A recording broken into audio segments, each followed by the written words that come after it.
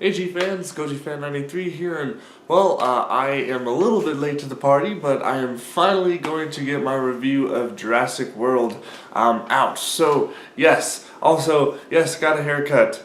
Big deal. Okay, let's not make that the point of the video. I know every time I get a haircut, it's like always such a big deal, but let's not make it a big deal. This is about Jurassic World, so, yeah, so...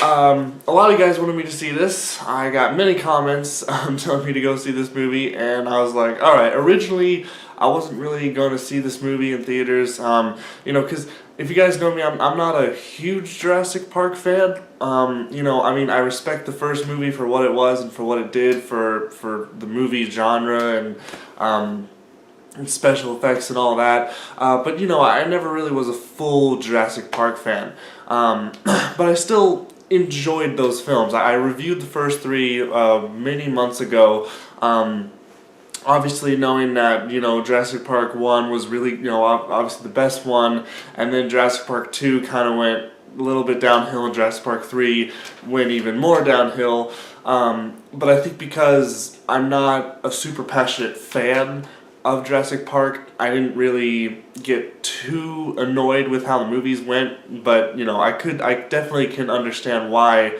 so many fans hate the sequels. But here we are at Jurassic World. This is basically the movie that the whole park. This is basically like if the park actually was open and had people in there, and then when all the shit hits the fan, we get to see how it's just complete chaos. And this is actually the one thing I really liked about this film was the idea of the park being open, the idea of people actually being there and getting to see how all this stuff happens with actual people there. So. But yeah, I'm gonna say I really did enjoy this film. The special effects were they were all right. When it comes to the CGI of it, I feel like they used a bit too much CGI. I feel like there were a lot of parts where they could have used practical effects, but the parts where they did utilize CGI well, it does show well.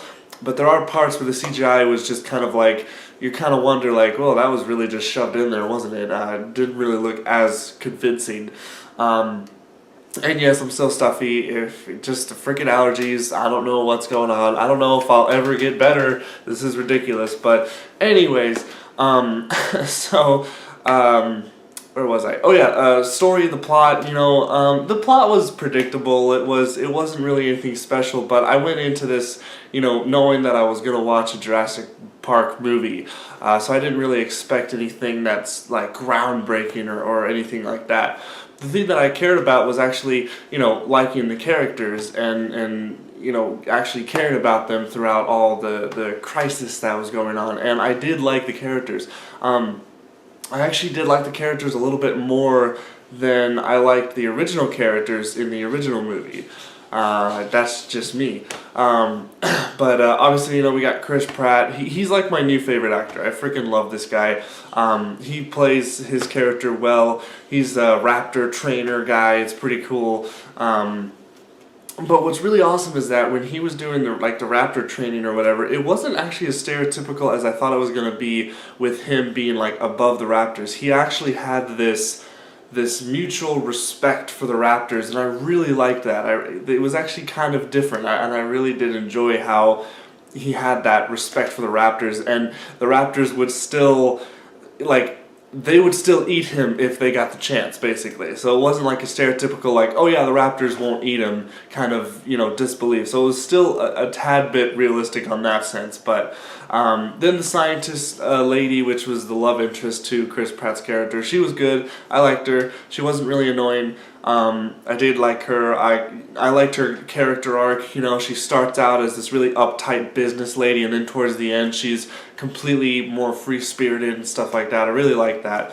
The kids, this was actually one thing that I really enjoyed. The kids I actually was expecting to be bad, but the little kid was really cool. He was super excited to be in Jurassic World. He's like a he's a dinosaur fanatic, so he, when he was going there, he was like naming all the dinosaurs and doing all this stuff. It was pretty cool. The older brother was what I was worried about. I thought he was going to be the stereotypical older brother, always on his phone, texting his girlfriend and being like, oh, I hate this place, I'm so bored, I want to be home or something.